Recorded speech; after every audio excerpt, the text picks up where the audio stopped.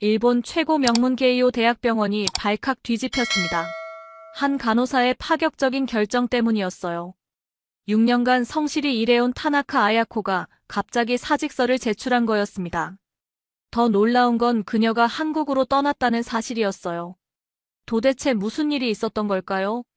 일본에서는 상상도 할 수 없었던 대우를 받으며 전문가로 인정받게 된 그녀의 이야기가 지금 시작됩니다. 과연 간호사도 의료진의 핵심이 될 수 있을까요? 아야코의 용기 있는 도전이 가져온 놀라운 변화를 함께 지켜보세요. 이 감동적인 실화를 끝까지 보시고 구독과 좋아요, 알림 설정까지 꼭 눌러주세요. 안녕하세요. 저는 타나카 아야코입니다. 도쿄게이오 대학병원 소아정신과에서 6년째 간호사로 일하고 있어요. 오늘 밤에 일어난 충격적인 사건을 여러분께 들려드리고 싶습니다. 밤 11시 제가 정기 순찰을 돌고 있을 때였어요. 복도 끝 7번째 병실에 들어서는 순간 심장이 멎는 줄 알았습니다. 7살 자폐 스펙트럼 장애를 가진 케이타의 침대가 텅 비어 있었거든요. 이불은 깔끔하게 개켜져 있었고 베개 위에는 케이타가 항상 가지고 다니던 작은 토끼 인형만 덩그러니 놓여 있었습니다. 케이타가 없어요. 제가 소리치자 병동 전체가 발칵 뒤집혔습니다. 당직 의사와 간호사들이 우르르 몰려들었고 하야시 과장님이 급히 달려오더니 얼굴이 새파랗게 질려서는 즉시 경찰 신고를 지시했어요. 보안실에도 연락을 취했고 병원 전체에 비상이 걸렸습니다. 하지만 저는 다른 생각이 들었습니다. 케이타는 매일 창가에서 뒤편 공원을 바라보곤 했거든요. 특히 오후 4시경이면 어김없이 그 자리에 앉아서 1시간씩 공원의 큰 느티나무를 바라보던 아이였어요. 그네가 바람에 흔들리는 모습을 유독 좋아했죠. 그 아이가 있을 곳이 어디인지 직감적으로 알 것 같았어요. 간호사가 무슨 행동 분석을 해요? 당장 경찰이 올 텐데 괜한 추측은 하지 마세요. 과장님의 날카로운 핀잔에도 불구하고 저는 공원으로 달려갔습니다. 10월 밤 공기가 차갑게 뺨을 스쳤고 발걸음이 점점 빨라졌어요. 캄캄한 어둠 속에서 가로등 불빛 아래 그네에 혼자 앉아있는 작은 실루엣을 발견했을 때의 안도감이란 이루 말할 수 없었어요. 케이타는 공원 입구에서 가장 가까운 그네에 앉아 조용히 밤하늘을 바라보고 있었습니다. 병원복 차림의 맨발이었지만 이상하게도 평온해 보였어요. 케이타야, 여기서 뭐하고 있었어? 제가 조심스럽게 다가가자 케이타가 저를 보더니 자연스럽게 제 손을 잡았습니다. 그리고는 생애 처음으로 온전한 문장을 또렷하게 말했어요. 아야코 언니, 집에 가고 싶어요. 그 순간 눈물이 핑 돌았습니다. 평소에는 단어 하나 말하기도 힘들어했던 케이타가 이렇게 감정을 담아 자신의 마음을 표현하다니요. 케이타는 계속해서 말했습니다. 병원은 너무 시끄러워요. 엄마 아빠가 보고 싶어요. 저는 케이타의 작은 손을 꼭 잡고 천천히 병원으로 돌아왔어요. 그 짧은 10분 동안 케이타는 그 어느 때보다 많은 말을 했고 저는 그 아이의 마음속 깊은 외로움을 비로소 이해할 수 있었습니다. 하지만 병원으로 돌아온 후 기다리고 있던 건 따뜻한 격려가 아니었습니다. 개인 판단으로 행동하지 마세요. 다음번에는 반드시 상급자에게 보고한 후 움직이세요. 환자 안전에 대한 책임감이 부족해 보입니다.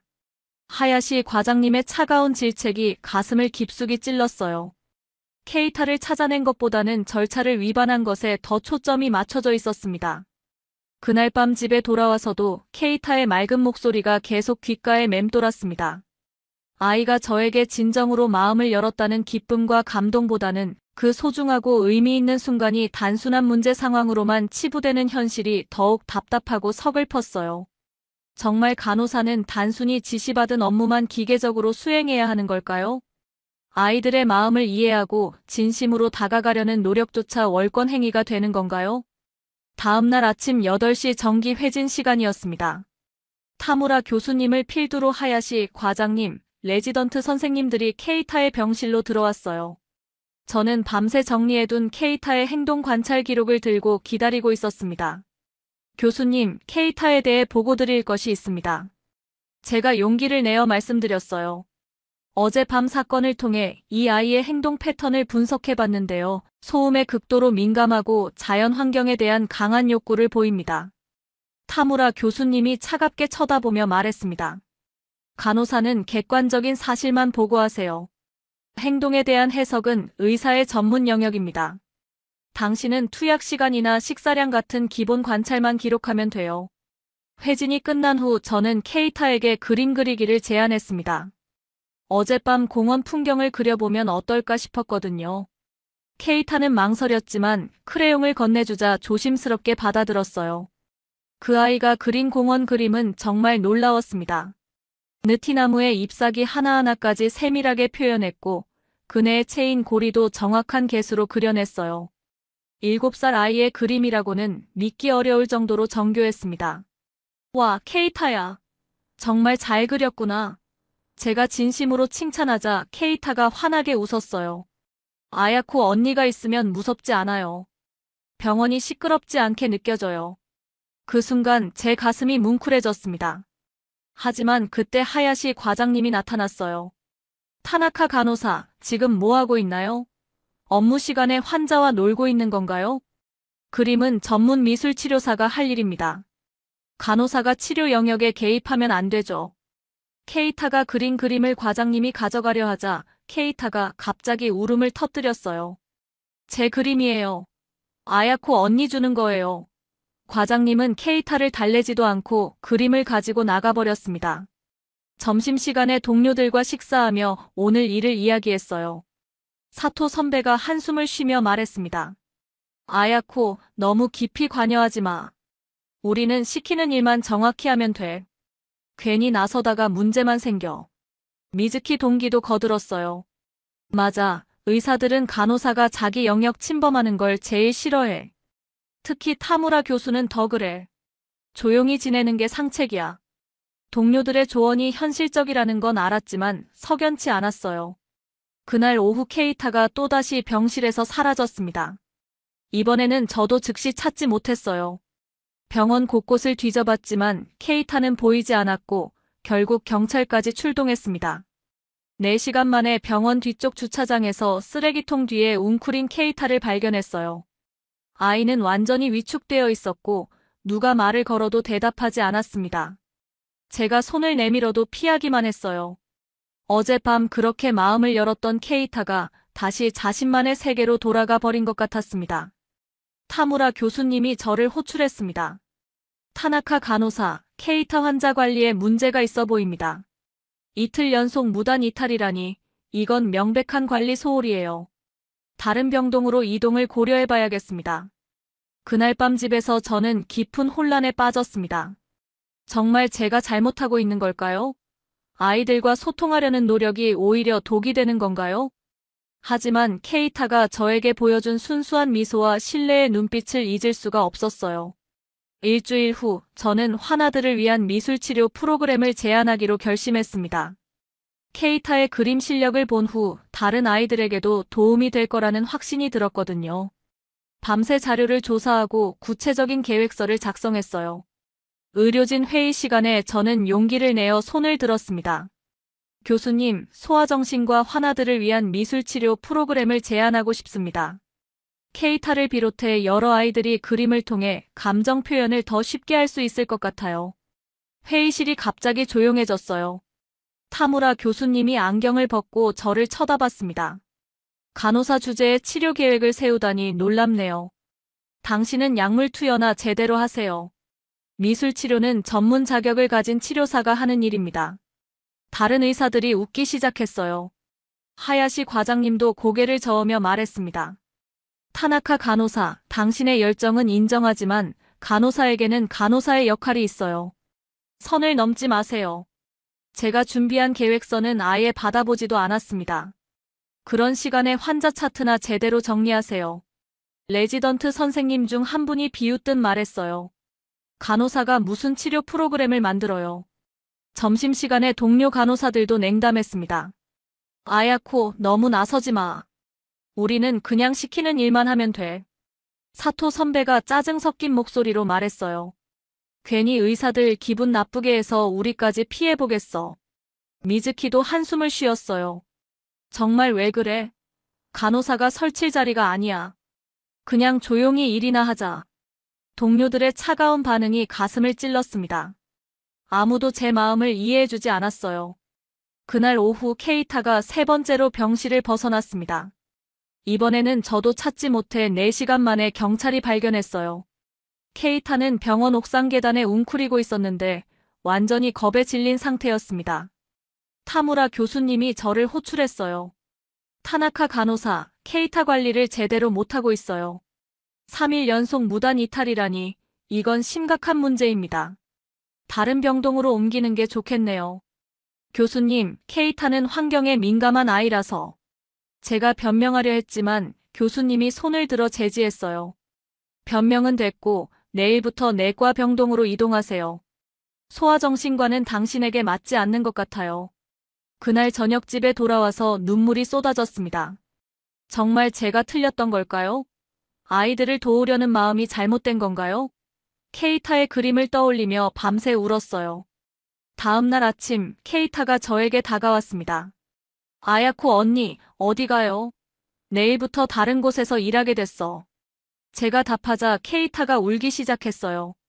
싫어요. 아야코 언니가 좋아요. 그때 다른 환아들도 몰려들었어요. 아야코 선생님 가지 마세요. 우리랑 놀아줘요. 아이들의 순수한 눈빛을 보니 더욱 마음이 아팠습니다.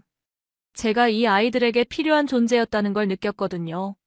하지만 현실은 냉혹했어요. 하야시 과장님이 나타나서 아이들을 떼어놓았습니다. 환자들과 과도한 접촉은 금지되어 있어요. 빨리 인수인계나 하세요. 제 마음은 산산조각 났습니다. 그날 오후 소아정신과를 떠나면서 마지막으로 케이타를 봤어요. 아이는 창가에 앉아 공원을 바라보고 있었는데 예전보다 더 외로워 보였습니다. 아야코 언니, 잊지 않을게요. 케이타가 작은 목소리로 말했어요. 저도 잊지 않을 거라고 속으로 다짐했습니다. 한 달 후 갑작스러운 공지가 내려왔습니다.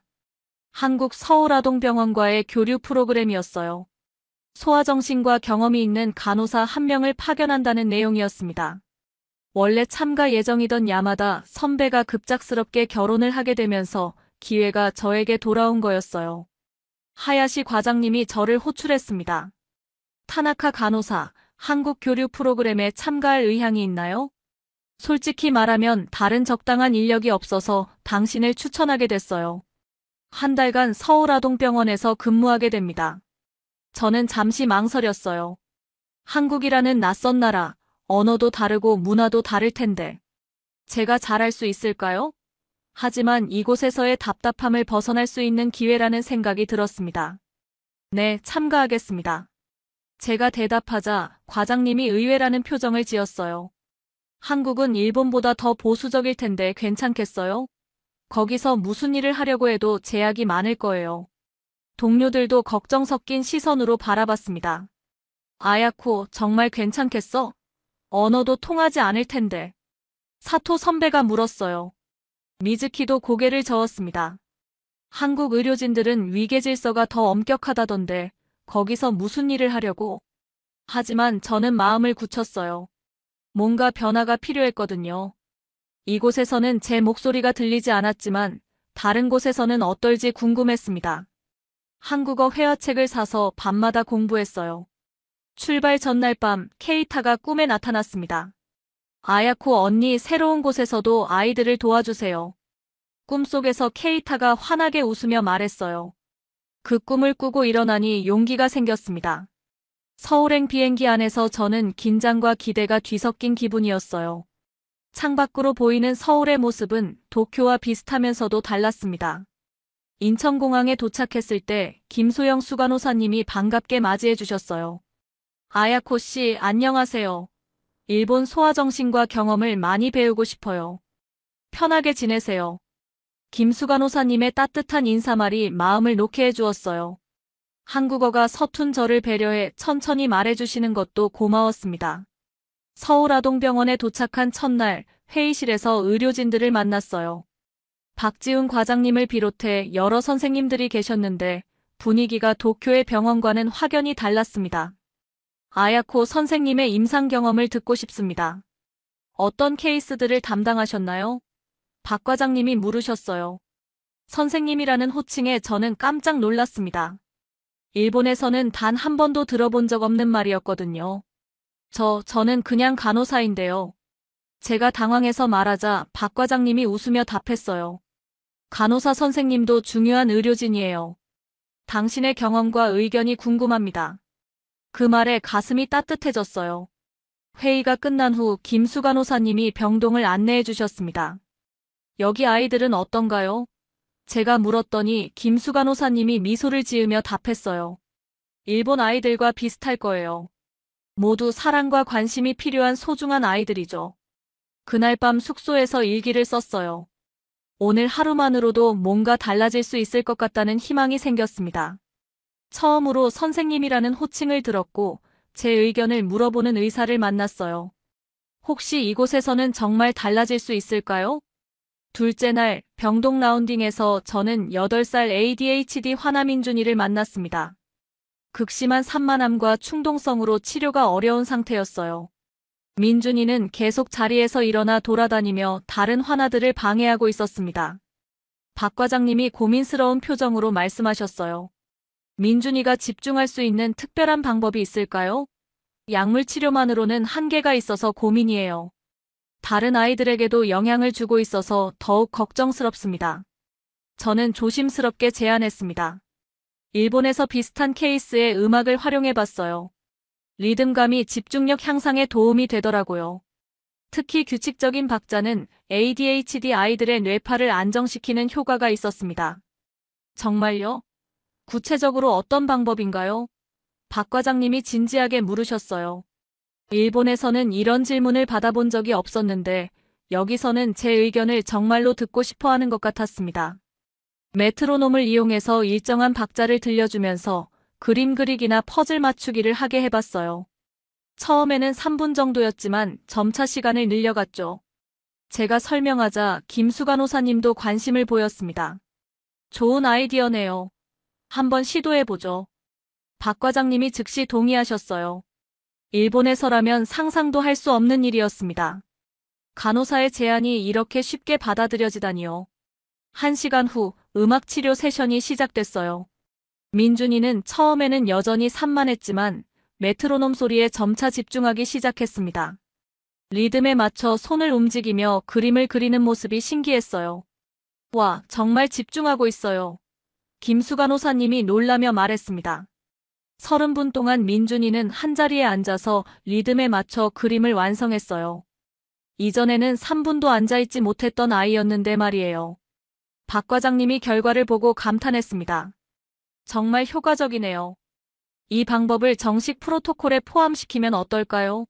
아야코 선생님, 다른 아이들에게도 적용해 보실 수 있나요? 네, 물론이죠. 제가 대답하자 다른 의료진들도 박수를 쳤어요. 간호사의 아이디어가 즉시 인정받고 채택되는 이런 경험은 처음이었습니다. 가슴이 벅차올랐어요. 오후에는 자폐 스펙트럼 장애를 가진 수진이를 만났습니다. 5살인 수진이는 심각한 언어 지연을 보이고 있었어요.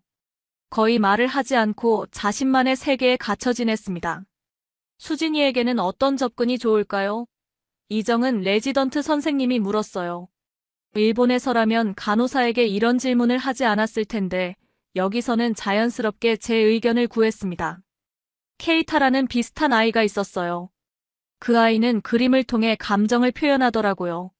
수진이도 시각적 표현을 좋아할 것 같아요. 제가 제안하자 박 과장님이 고개를 끄덕였습니다.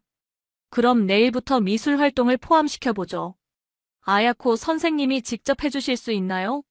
저는 믿을 수 없었어요. 간호사인 제가 치료 프로그램을 직접 담당하게 된다니요. 다음 날 수진이와의 첫 미술 세션에서 놀라운 일이 일어났습니다. 수진이가 파란색 크레용으로 하늘을 그리면서 작은 목소리로 말했어요.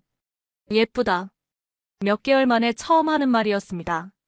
김수 간호사님이 눈물을 글썽이며 말했습니다. 아야코 선생님 덕분에 우리 병동이 완전히 달라졌어요.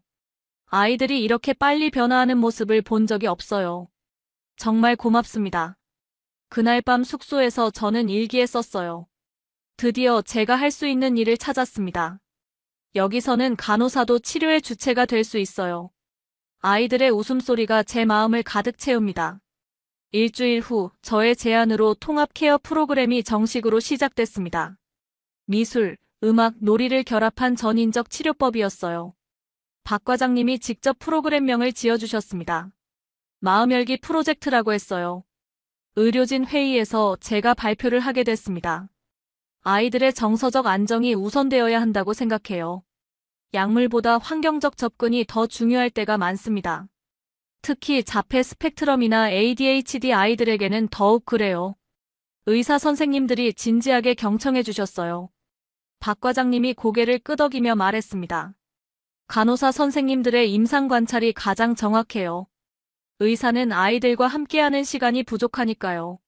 아야코 선생님의 의견이 정말 소중합니다. 일본에서는 상상도 할 수 없는 말이었어요. 의사가 간호사의 관찰을 인정하고 존중한다니요. 가슴이 뭉클해졌습니다. 프로그램 첫째 날 5명의 아이들이 참여했어요. 민준이, 수진이를 비롯해 선택성 함구증을 가진 하은이, 틱 장애가 있는 준호, 그리고 분리불안장애를 보이는 서연이었습니다. 각 아이의 특성에 맞는 활동을 준비했어요. 민준이에게는 리듬 놀이, 수진이에게는 색칠하기, 하은이에게는 몸짓 표현, 준호에게는 이완음악, 서연이에게는 안전한 공간 만들기를 제안했습니다. 처음에는 혼란스러웠어요. 5명의 아이들이 모두 다른 반응을 보였거든요. 하지만 김수 간호사님과 이정은 선생님이 적극적으로 도와주셨습니다. 함께 아이들을 관찰하고 즉석에서 활동을 조정해 나갔어요. 3일째부터 놀라운 변화가 나타났습니다. 민준이가 30분 넘게 한자리에 앉아서 그림을 그렸어요. 수진이는 고맙다는 말을 처음으로 했습니다. 하은이도 손으로 하트를 그려 보여줬어요. 가장 인상적이었던 건 준호였어요. 틱 증상이 심해서 다른 아이들과 어울리기 힘들었는데 이완 음악을 들으며 점차 증상이 줄어들었습니다. 그리고 서연이는 자신만의 안전한 공간에서 점차 다른 아이들에게 관심을 보이기 시작했어요. 박 과장님이 결과를 보고 놀라워했습니다. 일주일 만에 이런 변화라니 정말 놀랍네요. 약물 치료로만은 불가능했을 변화예요. 아야코 선생님의 접근법이 정말 효과적입니다. 김수 간호사님도 감탄했어요. 아이들이 이렇게 자연스럽게 표현하는 모습을 본 적이 없어요. 무엇보다 아이들이 행복해 보여요. 웃음소리가 병동에 가득해졌네요. 이정은 선생님은 더 구체적으로 물어봤습니다. 이 프로그램을 다른 병동에도 확산시킬 수 있을까요? 소아과 일반 병동 아이들에게도 도움이 될 것 같아요. 정말 의미 있는 변화라고 생각합니다. 물론이죠. 저는 기꺼이 동의했어요.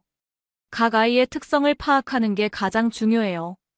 획일적인 프로그램보다는 개별 맞춤형 접근이 필요합니다. 함께 연구해보면 더 좋은 방법들을 찾을 수 있을 거예요. 그날 오후 수진이가 저에게 다가와서 말했어요. 선생님, 저 내일도 올 수 있어요? 그림 더 그리고 싶어요. 수진이의 맑은 눈빛을 보니 눈물이 날 것 같았습니다. 일주일 전까지만 해도 한마디 말도 하지 않던 아이가 이제는 자신의 의사를 명확하게 표현하고 있었어요. 이런 변화를 만들어낼 수 있다는 게 정말 기뻤습니다. 그날 밤 박 과장님이 말씀하셨어요. 아야코 선생님 덕분에 우리 병원의 치료 패러다임이 바뀌고 있어요. 앞으로도 계속 함께 연구해 나가고 싶습니다. 한 달간의 교류 프로그램을 마치고 도쿄로 돌아가는 날이 왔습니다. 인천공항에서 김수 간호사님과 박 과장님이 배웅을 나와주셨어요. 아야코 선생님 정말 고마웠어요. 우리 아이들에게 새로운 희망을 주셨어요. 김수 간호사님이 눈물을 글썽이며 말했습니다.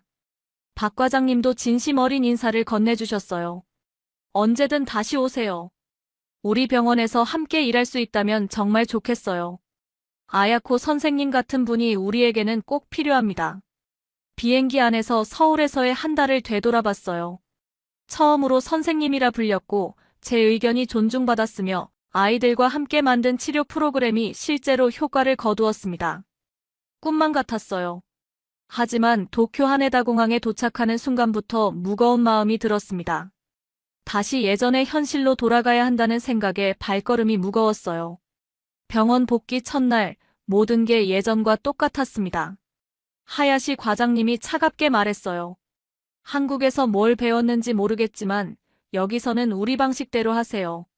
간호사는 간호사답게 행동하면 됩니다. 점심시간에 동료들이 궁금해했어요. 아야코, 한국은 어땠어? 많이 힘들었지? 제가 서울에서의 경험을 이야기하자 모두들 의아한 표정을 지었습니다. 정말? 간호사를 그렇게 대해줬다고? 뭔가 과장된 것 같은데.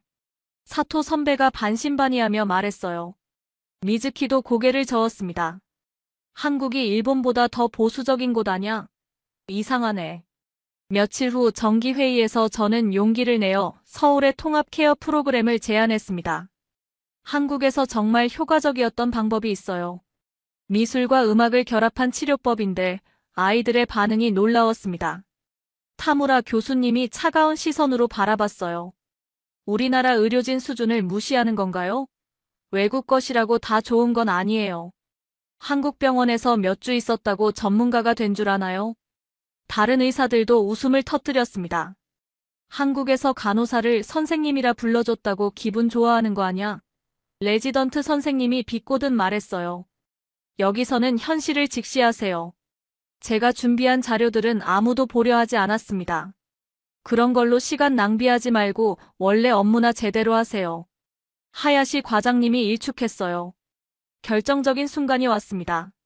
케이타가 다시 입원했는데 이전보다 상태가 훨씬 악화되어 있었어요. 거의 말을 하지 않고 계속 혼자만의 세계에 갇혀 있었습니다. 제가 조심스럽게 미술 치료를 제안했어요. 교수님, 케이타에게 그림 그리기를 해보면 어떨까요? 예전에 효과가 있었거든요. 서울에서도 비슷한 케이스에서 좋은 결과를 얻었습니다. 타무라 교수님이 화를 내며 말했습니다. 간호사는 간호사 일만 하세요. 그런 건 전문가가 할 일입니다. 한국에서 뭘 배웠는지 모르지만 여기서는 통하지 않아요. 그날 오후 케이타를 보니 너무 마음이 아팠어요. 아이는 창가에 앉아 멍하니 밖을 바라보고만 있었습니다. 예전처럼 공원을 보며 그리워하는 것도 아니고 그냥 공허한 눈빛이었어요. 케이타야, 아야코 언니야. 제가 다가가자 케이타가 잠깐 저를 봤지만 곧 시선을 돌렸습니다. 예전의 따뜻한 반응은 사라지고 없었어요. 마치 모든 희망을 포기한 것 같았습니다. 그날 밤 집에서 저는 깊은 좌절감에 빠졌어요. 서울에서 경험한 것이 정말 꿈이었을까요? 간호사도 아이들의 마음을 치유할 수 있다고 믿었는데 여기서는 그런 기회조차 주어지지 않네요. 케이타의 공허한 눈빛이 계속 떠올랐습니다. 저는 그 아이를 도와줄 수 있는데 왜 이런 벽들이 가로막고 있는 걸까요? 그날 밤 저는 긴 고민에 빠졌습니다. 서울에서 경험한 것이 꿈이었을까요? 정말로 간호사도 환아들의 마음을 치유할 수 있는 전문가가 될 수 있을까요? 케이타의 공허한 눈빛이 계속 머릿속을 맴돌았어요. 새벽까지 잠들지 못하고 고민하다가 마침내 결심을 굳혔습니다. 더 이상 이곳에서는 제가 원하는 간호를 할 수 없다는 걸 깨달았거든요. 아이들을 진정으로 도울 수 있는 곳으로 가야겠다고 생각했어요. 다음 날 아침, 저는 사직서를 작성했습니다. 손이 떨렸지만 마음은 확고했어요. 하야시 과장님께 사직서를 제출하자 과장님이 놀란 표정을 지었습니다. 미쳤나? 안정적인 대학병원을 왜 그만둬? 과장님이 황당해하며 물었어요. 여기서 계속 일하면 승진도 보장되는데 무슨 생각이야? 한국에서 며칠 있었다고 착각하는 거야. 동료들도 만류했습니다. 아야코, 정말 후회할 거야. 사토 선배가 걱정스럽게 말했어요. 미즈키도 고개를 저었습니다. 현실을 몰라도 너무 몰라. 다른 곳도 여기와 별반 다르지 않을 텐데. 타무라 교수님은 비웃으며 말했어요. 한국에서 며칠 있었다고 착각하는 거군요.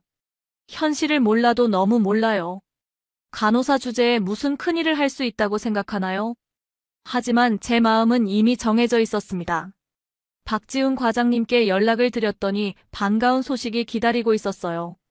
아야코 선생님, 정말 좋은 소식이에요. 마침 저희 병원에서 소아정신 전문 간호사를 찾고 있었거든요. 아야코 선생님 같은 분이 꼭 필요했어요. 언제든 오세요. 박 과장님의 따뜻한 말씀에 눈물이 났습니다. 드디어 제가 원하는 일을 할 수 있는 곳을 찾았다는 생각이 들었어요. 마지막 출근 날, 케이타가 저에게 다가왔습니다. 아야코 언니, 또 어디 가요? 아이의 슬픈 목소리에 가슴이 아팠어요. 하지만 이번에는 희망적인 대답을 해줄 수 있었습니다. 케이타야, 언니가 더 좋은 곳에서 일하게 됐어. 거기서 케이타 같은 아이들을 많이 도와줄 거야. 케이타도 언니처럼 용기 있는 아이가 되길 바라. 제가 말하자 케이타가 고개를 끄덕였어요. 6개월 후 서울아동병원 소아정신과 전담 간호사로 새 출발한 저는 환아들을 위한 통합치료 프로그램의 총괄을 맡게 되었습니다. 제가 꿈꿔왔던 일이 현실이 된 거였어요. 첫 출근 날 케이타와 비슷한 자폐 스펙트럼 아동 은우가 저에게 그림을 건넸습니다. 함께 웃고 있는 자신과 저의 모습이었어요. 그림 아래에는 고맙다는 글씨가 삐뚤빼뚤하게 적혀 있었습니다. 선생님 고마워요. 은우의 맑은 목소리에 저의 눈가가 촉촉해졌어요. 이 순간이야말로 제가 그토록 원했던 것이었습니다. 아이들과 진심으로 소통하고 그들의 마음을 치유할 수 있는 전문가가 되는 것 말이에요. 그날 오후 박 과장님이 말씀하셨어요. 아야코 선생님 덕분에 우리 병원의 치료 성과가 놀랄 만큼 향상됐어요. 다른 병원에서도 벤치마킹을 요청하고 있어요. 정말 자랑스럽습니다. 김수 간호사님도 기뻐하셨어요. 아야코 선생님이 오신 후로 아이들이 정말 달라졌어요. 웃음소리가 끊이지 않고 치료에 적극적으로 참여해요. 이보다 더 좋을 수 없어요. 그날 밤 일기에 썼습니다. 이제 저는 확신합니다. 아이들의 마음을 치유하는 것, 그것이 바로 저의 진정한 소명이라는 것을. 그리고 그 꿈을 현실로 만들어주는 이곳에서 새로운 인생을 시작했다는 것을. 용기 있는 선택이 저를 진정한 전문가로 만들어 주었어요. 타나카 아야코의 이야기는 여기서 끝나지 않습니다. 현재 그녀는 서울아동병원에서 소아정신과 전문 간호사로 활약하며 수많은 아이들의 마음을 치유하고 있어요. 그녀가 개발한 통합 케어 프로그램은 이제 한국 전역의 병원에서 벤치마킹하고 있습니다. 무엇보다 그녀의 이야기는 우리에게 중요한 메시지를 전해줍니다. 꿈을 포기하지 않고 용기 있게 도전한다면 반드시 길이 열린다는 것 말이에요. 아야코처럼 자신의 신념을 지키며 전문가로 성장하는 모습이 정말 감동적이지 않나요? 여러분도 어떤 어려움이 있더라도 포기하지 마세요. 여러분의 열정과 노력이 언젠가는 반드시 빛을 발할 테니까요. 이런 감동적인 이야기가 더 보고 싶으시다면 구독 버튼을 꾹 눌러주시고 좋아요와 알림 설정도 잊지 마세요. 잊지 마세요. 잊지 마세요. 잊지 마세요.